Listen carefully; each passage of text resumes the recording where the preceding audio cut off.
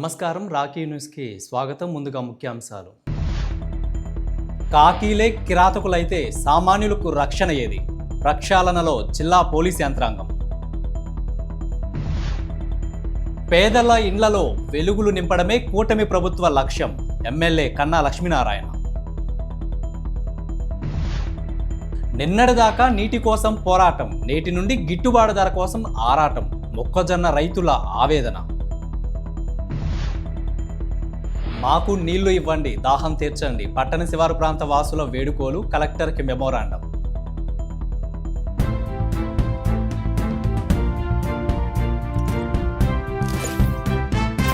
కేంద్రమా కనికరించు, గిట్టుబాటు ధర కోసం మొక్కజొన్న రైతుల ఆందోళన. నిన్నటిదాకా నీళ్లు అందలేదని మొక్కజొన్న పంట వెండిపోతుందని రైతులు ఆందోళన చెందారు. తీరా పంట చేతికి వచ్చే సమయానికి గిట్టుబాటు ధర లేక రైతులు ఆందోళన చెందుతున్నారు. ప్రతి ప్రభుత్వం రైతు ప్రభుత్వమే అంటారు, కానీ రైతు పడే కష్టాలు అంతా ఇంతా కాదు. విత్తనం దగ్గర నుండి ఎరువులు, కాలువల నీళ్లు, ప్రకృతి వైపరీత్యాలు అన్నిటి నుండి బయటపడ్డా గిట్టుబాటు ధర లేకపోతే రైతు కష్టానికి ప్రతిఫలం ఉండదు.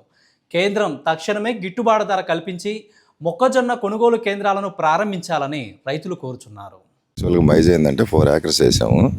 దీంట్లో ఏంటంటే యాక్చువల్గా 50 క్వింటాల దాకా రావాలి దిగుబడి అనేది. ఈ సంవత్సరం ఏంటంటే కొంచెం క్లైమేట్ తేడా కానీ దేనివల్ల కానీ 45 ఆ రేంజ్లో ఆగిపోతుంది. జనరల్గా ఏంటంటే ప్రతి సంవత్సరం 2100, 2200 ప్రైస్ ఉంటుంది కింటా వచ్చి. ఈ సంవత్సరం 1700 బ్లాక్ అయిపోయింది. సో దానివల్ల ఏంటంటే ఎకరానికి వచ్చి ఒక 20 నుంచి 30,000 రూపాయలు లెస్ అయిపోతుంది. జనరల్గా వచ్చే ఇన్కంలో ఏంటంటే ఆ 30-40,000 మిగిలిద్ది ఎకరానికి వచ్చి. అది ఈ సంవత్సరం లెస్లో ఉంది. జనరల్గా ఏంటంటే ఎక్కువగా కంట్రీస్కి ఒగండా అటు వెళ్తుంది. మైజ్కి ఏంటంటే మన పౌల్ట్రీస్కి తక్కువ పోతుంది. రా మెటీరియల్ ఏంటంటే ఎక్కువగా షిప్పుల్లోనే వెళ్తుంది. ఈ సంవత్సరం అనేది ప్రైస్ డౌన్ మెయిన్ అది ఎదురుగా. కానీ యాక్చువల్గా ఏంటంటే మైజ్ మంచి పంట, ఏదైతే పంటే. కానీ ఈ సంవత్సరం ప్రజెంట్ రేట్ లేదు. ఏది వార్ ఎఫెక్ట్ కానీ లేకపోతే మైజ్ ఎక్స్పోర్ట్ అనేది తక్కువ ఉంది మెయిన్. దానివల్ల కొంచెం లెస్లో నడుస్తుంది అది. రైతు ఏంటంటే ఒక్కొక్కరు 10 ఎకరాలు వేయచ్చు, 20 ఎకరాలు వేసేవాళ్ళు ఉన్నారు, 50 ఎకరాలు వేసేవాళ్ళు ఉన్నారు. యావరేజ్న 4-5 acres చిన్న సన్నకారు రైతులే 4 acres 5 acres చేస్తుంటారు. ఈ సంవత్సరం యాక్చువల్గా ఏంటంటే మాకు 40 క్వింటాల కంటే ఎక్కువ రాలేదు ప్రెసెంట్ వేసిన పంట వరకు. లాస్ట్ ఇయర్ 50-52 క్వింటాలు కూడా వచ్చింది. మైజ్ వల్ల ఏంటంటే రైతుకి ఎటువంటి డిఫెక్ట్ ఉండదు, సేఫ్ సైడ్ ప్రోడక్టే. కానీ ఈ సంవత్సరం కొంచెం ప్రైస్ డౌన్ వల్ల అట్లా ఉంది మాకు ప్రెసెంట్ అంతవరకు. రాఘవేంద్ర చారిటబుల్ ట్రస్ట్ స్థాపించి 10 సంవత్సరాలు నిండిన సందర్భంగా స్థానిక SSN కాలేజీలో 10వ వార్షికోత్సవ వేడుకలు ఘనంగా నిర్వహించారు. ముఖ్య అతిథులుగా ఎమ్మెల్యే చదలవాడ, టీడీపీ జిల్లా ప్రధాన కార్యదర్శి నల్లపాటి రాము, మాజీ మున్సిపల్ చైర్మన్ నాగసరపు సుబ్బరాయ గుప్తా, కపిలవాయి విజయ్ కుమార్, పలువురు పట్టణ ప్రముఖులు పాల్గొన్నారు. 10 సంవత్సరాలుగా పలు సేవా కార్యక్రమాలు అందిస్తున్న నిర్వాహకులు కృష్ణకుమారిని పలువురు అభినందించారు.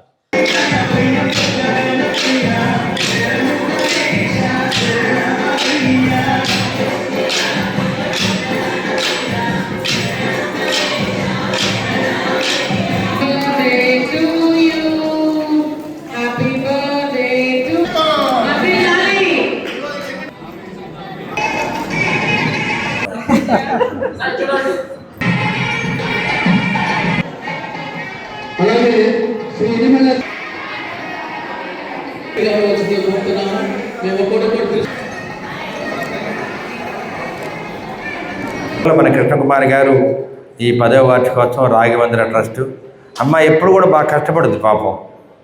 ఇవాళ పిలిస్తే 10 మంది కూడా రాని రోజుల్లో మరి వాళ్ళ 1000 మంది వచ్చారు. ఎందుకు వచ్చారంటే అమ్మాయి యొక్క కష్టం, అమ్మాయి యొక్క సేవా తత్పరత వల్ల అందరూ కూడా రావడం జరిగింది. ఎప్పుడు కూడా ఏదో పని చేస్తూ ఉంటారు పాపం.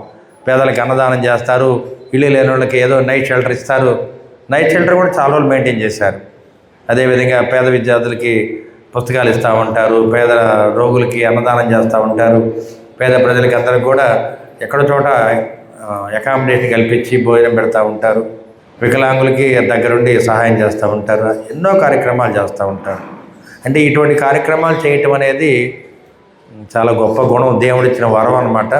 అందరూ చేయలేము, కానీ అదే పనిగా చేస్తూ ఉన్నారు. రాఘవేంద్ర చారిటబుల్ ట్రస్ట్ పెట్టి 10 సంవత్సరాలు అవుతున్న సందర్భంగా ఇందాక మనాళ్ళు చెప్పినట్టు ఎవరిళ్లలో ఎవరి పనులు చేసుకోవటానికే తీరిక లేనటువంటి పరిస్థితి, ఇబ్బందికరమైనటువంటి పరిస్థితుల్లో ఒక చారిటబుల్ ట్రస్ట్ ద్వారా 10 సంవత్సరాల నుంచి పేదలకి సేవ చేయటం అనేది గొప్ప విషయం.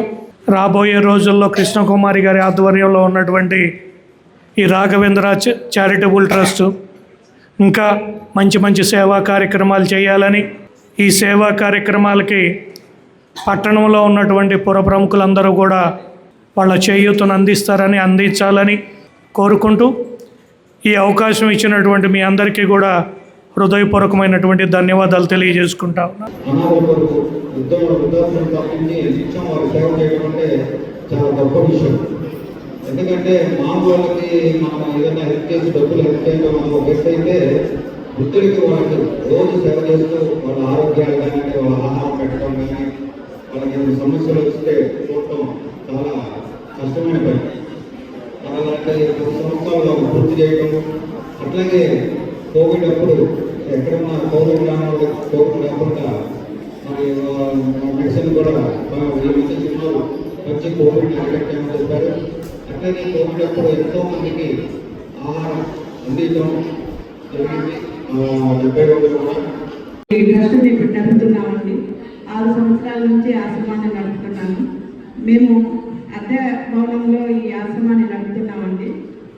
చాలా కష్టంతో నడిపాము ఇప్పుడు దాకా కూడా. అంటే మా నాన్నగారు ఒక కమ్యూనిస్ట్ అనమాట. మేము చిన్నప్పుడు ఆయన చేసే సేవలు చూసి నేను ఇన్స్పిరేషన్ అయ్యి నేను ఈ ఆశ్రమం పెట్టాలనుకున్నాను. అలాగే పెట్టి ఎంతోమందికి ఒక తల్లిలాగా వాళ్ళని నేను చూసుకుంటా ఉన్నానండి. మా ఆశ్రమంలో నాకు ఇప్పటిదాకా కూడా చాలామంది దాతలు నాకు సహకరించారు. నేను ఈరోజు ఈ స్థాయిలో నిలబడ్డాను అంటే దానికి అంతా కూడా ఆర్య వయసులేనండి. ఎందుకంటే ఎక్కువ కూడా నాకు సహాయం చేసింది, నన్ను నిలబెట్టింది కూడా ఆర్య వయసులేను.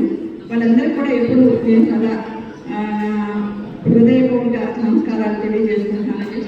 నరసరావుపేటలో వల్లప్ప చెరువు వద్ద ఉన్న శ్రీ గంగమ్మ తల్లి అమ్మవారి తిరునాళ్ళ ఉత్సవాలు భక్తి శ్రద్ధలతో ఘనంగా ప్రారంభమయ్యాయి. ఈ సందర్భంగా పాతూరు శివాలయం గుడి వద్ద నుంచి అమ్మవారిని భక్తులు ఊరేగింపుగా తీసుకువచ్చారు. మేళతాళాలు, కేరళ తప్పట్లు నడుమ ఊరేగింపు సాగింది. పాతూరు శివాలయం నుంచి ప్రారంభమైన ఈ శోభాయాత్ర వల్లప్ప చెరువు వద్ద వేంచేసి ఉన్న శ్రీ గంగా మహాలక్ష్మి ఆలయం వరకు వైభవంగా కొనసాగింది. అనంతరం అన్నదాన కార్యక్రమం జరిగింది.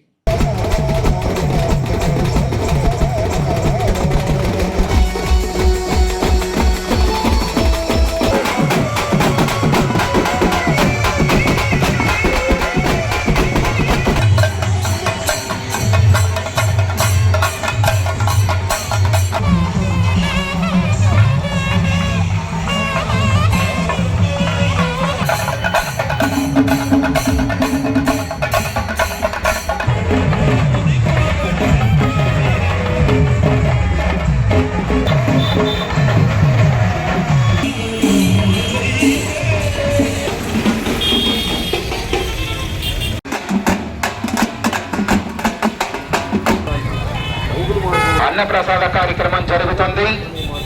భక్తులందరూ వచ్చేసి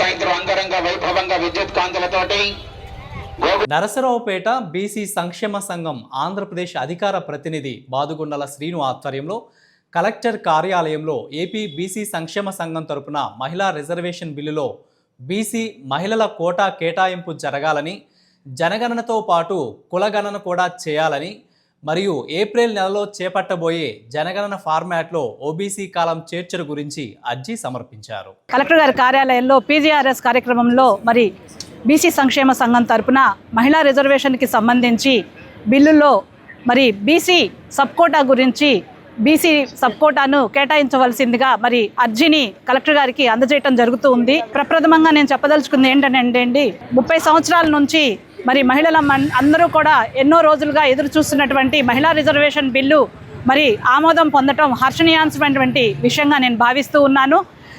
ఈ మహిళా రిజర్వేషన్ బిల్లులో మరి సబ్ కోటా కింద షెడ్యూల్ కులాల వారికి ఉపకోటాను అందించడం జరిగింది. అందులోనే భాగంగా మరి ఓబీసీ మహిళా కోటాను కూడా తేల్చాల్సినదిగా మేమందరం కూడా మహిళా మనులందరి తరపున మేము విజ్ఞప్తి చేస్తూ ఉన్నాము. పల్నాడు జిల్లా కలెక్టరేట్లో గ్రీవెన్స్లో భాగంగా జిల్లా బీసీ సంక్షేమ సంఘం ఆధ్వర్యంలో ఏదైతే కేంద్రం మహిళా రిజర్వేషన్ బిల్లుని అటు పార్లమెంట్లో ఇటు రాజ్యసభలో ఆమోదింపజేసి మరి ప్రత్యేకంగా ఈ నెల ఏప్రిల్లో 16, 17, 18 తేదీల్లో ప్రత్యేక పార్లమెంటు సమావేశాలు పెట్టి అందులో ఈ బిల్లుని పాస్ చేసే విధంగా ప్రయత్నం జరుగుతున్నటువంటి సందర్భంలో మొట్టమొదటిసారిగా మరి మహిళా రిజర్వేషన్ బిల్లు ఆమోదించడం అనేది మేము ఆనందించదగ్గ విషయం. కానీ ఆ మహిళా కోటాలో మా ఓబీసీ మహిళా కోటా ఎంత అనేది కూడా కేంద్ర ప్రభుత్వం పూర్తి స్థాయిలో గనక ప్రకటిస్తే ఆ యొక్క బిల్లుకు దేశవ్యాప్తంగా ఉన్నటువంటి మహిళలతో పాటు ఓబీసీ మహిళలు కూడా సార్థకత ఉంటుందని చెప్పేసి, అలాగే ఈ బిల్లులో ఓబీసీ మహిళా కోటా ఎంత అనేది చెప్పడం వల్ల మరి దేశంలో మరి అటు అసెంబ్లీలకు కానివ్వండి, పార్లమెంట్లకు కానివ్వండి మా బీసీ మహిళలు రాజకీయంగా ప్రాతినిధ్యం వహించే అవకాశాలు ఎక్కువగా ఉంటాయి కాబట్టి అనేక మంది రాజకీయ నేతలుగా ఎదిగే అవకాశం ఉంది. పల్నాడు జిల్లా పోలీస్ విభాగంలో వరుస సంఘటనలతో ఉన్నతాధికారులకు తలనొప్పిగా మారింది. కొంతమంది కాకీలే కిరాతకులుగా మారితే సామాన్య ప్రజలకు రక్షణ ఏదనే ప్రశ్న ఉత్పన్నమవుతుంది. ఇటీవలే మాచర్ల సిఐ పరువు హత్య కేసులో సస్పెండ్ అయ్యారు. అదే స్టేషన్లో పనిచేస్తున్న ఏఎస్ఐ శృంగార లీలలు, డబ్బు వసూళ్ల ఆరోపణలతో ఉన్నతాధికారులు సస్పెండ్ చేశారు. గతంలో కారంపూడిలో సిఐగా పనిచేసిన మల్లయ్య బెదిరింపులకు పాల్పడినట్లు ఆరోపణలు వస్తున్నాయి. ఈ వరుస ఘటనలతో పాటు వివాహేతర సంబంధం, కుటుంబ కలహాల నేపథ్యంలో ఎస్పీ ఆఫీసులో పనిచేసే కానిస్టేబుల్ వెంకటకోటయ్య, పోలీస్ వాహనం నడిపే డ్రైవర్ కొండారెడ్డి శ్రీనివాసులు కలిసి ఎడవల్లి వద్ద అడ్వకేట్ శ్రీరామ హరిప్రసాద్ని ఇనుపరాడ్డుతో కొట్టి హత్య చేసి యాక్సిడెంట్గా చిత్రీకరించారు. టెక్నికల్ ఎవిడెన్స్తో కేసును ఛేదించి ముద్దాయిలను అరెస్టు చేశారు. కానీ రక్షించవలసిన పోలీసులే కిరాతకులుగా మారితే ప్రజలకు రక్షణ ఏది అని ప్రజలు చర్చించుకుంటున్నారు.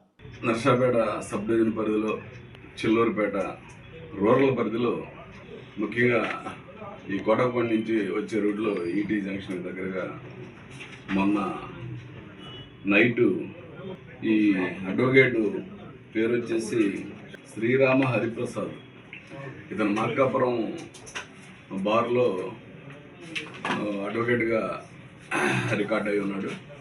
అడ్వకేట్గా ప్రాక్టీస్ కూడా చేస్తున్నాడు. ఇతన్ని అతి క్రూరంగా చంపి రాడ్లతోటి, అక్కడ ఉన్న పెద్ద బండతోటి అతి క్రూరంగా చంపి మళ్ళీ అతని బండిని పక్కనే డౌన్లో వేసి అతని మీద ఆ బండిని పడేసి ఈ యొక్క మర్డర్ని యాక్సిడెంట్గా క్రియేట్ చేయడానికి తీవ్ర ప్రయత్నం చేశారు ముద్దాయిలు. ఇందులో భాగంగా సమాచారం అందుకున్న వెంటనే మా రూరల్ ఎస్ఐ అనిల్ మరియు వెంటనే సమాచారం మేరకు వారి సిఐ సుబ్బానాయుడు వెంటనే రంగంలోకి దిగి క్లూస్ టీమ్ని పిలిపించడం, ఫోరెన్సిక్ ఎక్స్పర్ట్స్ని పిలిపించడం, అలాగే ఆ యొక్క ఎందుకంటే మాకు చూడగానే అనుమానం వచ్చింది, ఇది చంపి కావాలని యాక్సిడెంట్గా క్రియేట్ చేస్తున్నారని స్పాట్ నుంచే మా సిఐ గారికి చెప్పారు నాకు. నేను కూడా వెంటనే సీన్ విజిట్ చేయడము, ఎస్పీ గారి ఉత్తర్వుల మేరకు ఎస్పీ గారికి మేము చెప్పిన దాని మీద ఇది అడ్వకేటు చాలా ఇంపార్టెంట్, వెంటనే క్రెడిట్ కావాలని ఆర్డర్స్ వేశారు. వారి ఆర్డర్స్ మేరకు మూడు టీముల్ని పూర్తిగా ఈ పని మీదే పెట్టడం జరిగింది. విషయం ఏంటంటే ఈ మార్కాపురం అడ్వకేట్ యొక్క బంధువు ఇక్కడ కానిస్టేబుల్గా పనిచేస్తున్నాడు మా డిపోలో. అతనికి అంటే అతను ఈ చనిపోయిన అతని అడ్వకేటు ఇద్దరు అక్క చెల్లెల పిల్లలను చేసుకున్నారు. వీళ్ళు అక్క చెల్లెల పిల్లలను చేసుకున్న తర్వాత బాగానే ఉంటున్నారు. బట్ సమ్ ఇల్లీగల్ ఇంటిమసీ మీద ఏదో డౌట్ ఉంది వీళ్ళకి. ఆ డౌట్ మీద అతను ఇతన్ని ఇబ్బంది పెడుతున్నాడు, ఆ అమ్మాయిని కొడుతున్నాడు, ఇతను మృతుడు భార్యని కొడుతున్నాడని ఈ కానిస్టేబుల్ తీవ్రంగా మనోవేదనకు గురై వీడిని చంపేస్తే మనకి ఇంక అడ్డం ఉండదు అన్న ఉద్దేశంతో కేవలం ఆ ఒక్క కారణంతో ఆ ఒక్క అతనికి ఉన్నటువంటి ఇల్లీగల్ కాంట్రాక్ట్స్ తోటే చంపాలన్న ఉద్దేశంతో ఈ మాకు డైలీ మా పోలీస్ ఆఫీస్ నుంచి మా పనిచేసే సిబ్బంది అందరిని కూడా గుంటూరు తీసుకెళ్లే బస్సుకు ఒక డ్రైవర్ ఉన్నాడు. ఈ రెండో ముద్దాయి అతని పేరు వచ్చేసి కొండారెడ్డి శ్రీనివాసరావు. ఇతను సహాయం తీసుకున్నాడు. సహాయం ఎలాగంటే ఇతనికి యాక్సెస్ ఉంది, అక్కడే పనిచేస్తాడు కాబట్టి కానిస్టేబుల్ కూడా ఈ ఇద్దరు ఫ్రెండ్స్ అయ్యారు. అక్కడ బాగా ఎప్పటి నుంచో ఫ్రెండ్స్ ఉన్నారు గత 1 year నుంచి. సో అరే ఇట్లా నాకు సహాయం చేయాలి అంటే వాడు చేస్తానన్నాడు. అయితే నేను ఎవరికి ఎందుకు చేయాలంటే సరే 5 లక్షలు ఇస్తానని మాట్లాడుకున్నాను. అదేవిధంగా రాడు కొని వీళ్ళు బ్రాండ్ షాప్కి వెళ్ళారు. ఫస్ట్ నర్సాపేటలో ఆర్టీసీ బస్ స్టాండ్ బార్ షాప్కి వెళ్తే అక్కడ ఉంటున్నటువంటి సీసీ ఫుటేజ్ కూడా మేము క్యాచ్ చేయడం జరిగింది. సో అక్కడ ఒక బ్రాందీ బాటిల్ తీసుకున్నారు.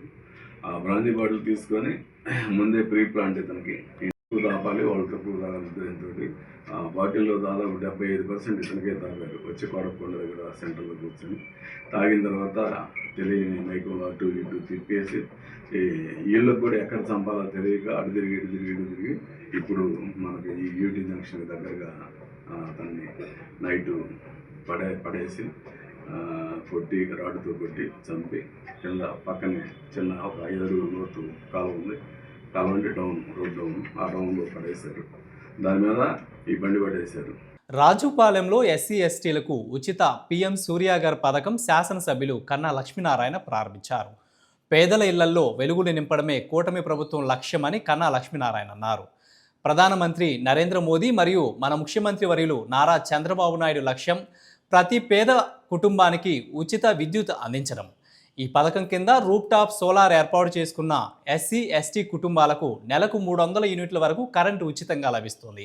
విద్యుత్ కోతలు, భారీ బిల్లుల నుంచి ఎస్సీ ఎస్టీ సోదరులకు శాశ్వత విముక్తి కల్పించడమే లక్ష్యమని కన్నా లక్ష్మీనారాయణ అన్నారు. అనంతరం సత్తెనపల్లి పట్టణం తాలూకా సెంటర్ నందు పట్టణ పురపాలక సంఘం వారి ఆధ్వర్యంలో మంచినీటి చలివేంద్రాన్ని ఎమ్మెల్యే కన్నా లక్ష్మీనారాయణ ప్రారంభించారు. ఈ కార్యక్రమంలో వివిధ హోదాల్లో ఉన్న విద్యుత్ శాఖ అధికారులు, లబ్ధిదారులు మరియు రాష్ట్ర, జిల్లా, నియోజకవర్గ, మండల, గ్రామ కూటమి నాయకులు, కార్యకర్తలు పాల్గొన్నారు. ఆంధ్రప్రదేశ్ క్రీడా ప్రాధికార సంస్థ 2026-27 విద్యా సంవత్సరానికి విశాఖపట్నం, కాకినాడ మరియు తిరుపతి జిల్లాల్లో రాష్ట్ర క్రీడా అకాడమీల పునఃస్థాపన ప్రక్రియను ప్రారంభించింది. రాష్ట్రంలో క్రీడాకారుల అభివృద్ధికి పటిష్టమైన వ్యవస్థను ఏర్పాటు చేయడం మరియు నాణ్యమైన శిక్షణా వసతులు కల్పించడం దిశగా ఇది ఒక ముఖ్యమైన ముందడుగని తెలిపారు. 15 సంవత్సరాలు పైబడిన మరియు 19 సంవత్సరాల లోపు వయసు గల క్రీడాకారుల కోసం రాష్ట్ర స్థాయి పారదర్శక మరియు ప్రతిభ ఆధారిత ఎంపిక ప్రక్రియ ద్వారా వివిధ క్రీడా విభాగాలలో ప్రవేశాలు కల్పించబడునని ఒక ప్రకటనలో తెలిపారు. ఈ అకాడమీలు ఉన్నత ప్రమాణాలతో డే బోర్డింగ్ శిక్షణా కేంద్రాలుగా పనిచేస్తాయి. ఎంపికైన క్రీడాకారులకు కోచింగ్, వసతి, భోజనం మరియు ఆధునిక శిక్షణా సదుపాయాలు అందించబడునని తెలిపారు. నరసరావుపేట పట్టణ శివారులోని Ashfaqulla Khan colony, SRKT Sainagar extension కాలనీలకు తక్షణమే శుద్ధమైన తాగునీటి సౌకర్యం కల్పించాలని కాలనీ వాసులు, ప్రజా సంఘాల ప్రతినిధులు ప్రభుత్వాన్ని కోరారు. ఈ కాలనీలో నీటి సమస్య తీవ్రంగా ఉన్నదని, రోజువారీ అవసరాలకు కూడా సరిపడా నీరు అందక ప్రజలు ఇబ్బందులు పడుతున్నారని తెలిపారు. ఇప్పటికే నిర్మించిన వాటర్ ట్యాంకును వెంటనే ప్రారంభించి ప్రజలకు ఉపయోగంలోకి తీసుకురావాలని డిమాండ్ చేశారు. ఈ సమస్యపై స్పందించాలని కోరుతూ జిల్లా కలెక్టర్ కార్యాలయంలో అర్జీ సమర్పించినట్లు వారు తెలిపారు. అధికార యంత్రాంగం త్వరితగతిన స్పందించి సమస్యకు శాశ్వత పరిష్కారం చూపాలని విజ్ఞప్తి చేశారు. నరసరావుపేట పట్టణ శివారు కాలనీలైన Ashfaqulla Khan colony, SRKT colony ప్రజలు మంచినీరు లేక తీవ్ర ఇబ్బందులకు గురవుతున్నారు. ప్రభుత్వం గత సంవత్సరన్నర క్రితం జలజీవన్ మిషన్ పథకంలో భాగంగా ఆ ప్రాంతంలో మంచినీటి ట్యాంకును నిర్మించినప్పటికీ సంవత్సరన్నర కాలంగా ఆ మంచినీటి ట్యాంకు పనుల్లో పురోగతి లేకుండా నిలిపివేయటం వలన ముఖ్యంగా ఆ ప్రాంతంలో ఉన్న ప్రజలు బోరు సౌకర్యాలు లేక, వాడుకోవడానికి నీళ్లు లేక, తాగడానికి మంచినీరు లేక తీవ్రమైన ఇబ్బందులు ఎదుర్కొనే పరిస్థితి ఉన్నది. ఆ పనులు ఎందుకు ఆపారో అర్థం కాని పరిస్థితి నెలకొన్నది. నరసరావుపేటలోని కలెక్టరేట్ వద్ద సిఐటియు ఆధ్వర్యంలో భవన నిర్మాణ మరియు ఇతర నిర్మాణ కార్మికులు సోమవారం ధర్నా నిర్వహించారు. ఎన్నికల సమయంలో కూటమి ప్రభుత్వం కార్మికులకు ఇచ్చిన హామీలను తక్షణమే అమలు చేయాలని వారు డిమాండ్ చేశారు. ధర్నా అనంతరం కార్మికులు కలెక్టరేట్ కార్యాలయంలో అధికారులకు అర్జీ సమర్పించి తమ సమస్యలను పరిష్కరించాలని కోరారు. భవన నిర్మాణ కార్మికులకు గత 6 సంవత్సరాలుగా తీవ్రమైన అన్యాయం జరుగుతుంది. ఈ అన్యాయాన్ని మేము పరిష్కరిస్తామని చెప్పేసి చంద్రబాబు నాయుడు గారు ఎన్నికల ముందు హామీ ఇచ్చారు. హామీ ఇచ్చి కూడా అధికారంలోకి వచ్చి 2 ఏళ్ళు పూర్తవుతున్నా కానీ భవన నిర్మాణ కార్మికులు ఇచ్చిన సంక్షేమ పథకాలు ఏది హామీ ఉందో దాన్ని అమలు చేయడానికి ఇప్పటిదాకా పూనుకోలేదు. ఈ గవర్నమెంట్ వచ్చిన తర్వాత పలుసార్లు రాయబారాలు నడిపాం. అదిగో చేస్తాం ఇదిగో చేస్తాం అని చెప్పేసి 2 సంవత్సరాలు కాలయాపన చేసి ఇప్పుడు మార్చి 1 నుంచి 4 రకాల సంక్షేమ పథకాలు అమలు చేస్తామని చెప్పేసి చెబుతున్నారు. భవన నిర్మాణ కార్మికులకి సంక్షేమ బోర్డు 2009 ఆగస్టు 15 నుంచి అమలై అప్పటి నుంచి సంక్షేమ పథకాలు అమలవుతున్నాయి. ఈ మధ్యలో సంక్షేమ బోర్డు రద్దయిందేం లేదు. కాకపోతే సంక్షేమ పథకాలు ఆపడం జరిగింది జగన్మోహన్ రెడ్డి గారు 2014 మెమో ఇచ్చి. అయినప్పటికీ సంక్షేమ పథకాలకు సంబంధించి దరఖాస్తులు కార్మిక శాఖ అధికారులు తీసుకుంటున్నారు. వాటన్నిటి గురించి పరిష్కారం చేయకుండా మార్చి 1 కాడి నుంచి మాత్రమే మేము ఈ క్లెయిములు పరిష్కారం చేస్తాము, సంక్షేమ పథకాలు అమలు చేస్తామంటే 2019 కాడి నుంచి 16 వరకు 26 వరకు చనిపోయిన వాళ్ళు, ప్రమాదాలు చనిపోయిన వాళ్ళు, అంగవైకల్యం చెందిన వారు, కాన్పులు, పెళ్ళిళ్ళు, అనారోగ్యం పాలైన వాళ్ళ పరిస్థితి ఏంది అని చెప్పేసి మన భవన నిర్మాణ కార్మిక సంఘంగా నిలయేసి అడుగుతున్నాం. వార్తలు ముగించే ముందు హెడ్లైన్స్ మరొకసారి. కాకీలే కిరాతకులైతే సామాన్యులకు రక్షణ ఏది? ప్రక్షాళనలో జిల్లా పోలీస్ యంత్రాంగం. పేదల ఇండ్లలో వెలుగులు నింపడమే కూటమి ప్రభుత్వ లక్ష్యం. ఎమ్మెల్యే కన్నా లక్ష్మీనారాయణ. నిన్నటిదాకా నీటి కోసం పోరాటం, నేటి నుండి గిట్టుబాటు ధర కోసం ఆరాటం. మొక్కజొన్న రైతుల ఆవేదన. మాకు నీళ్లు ఇవ్వండి, దాహం తీర్చండి, పట్టణ శివారు ప్రాంత వాసుల వేడుకోలు, కలెక్టర్కి మెమోరాండం. వార్తలు ఇంతటితో సమాప్తం. తిరిగి మరో బులెటిన్లో మళ్ళీ కలుద్దాం. అంతవరకు సెలవు. నమస్కారం.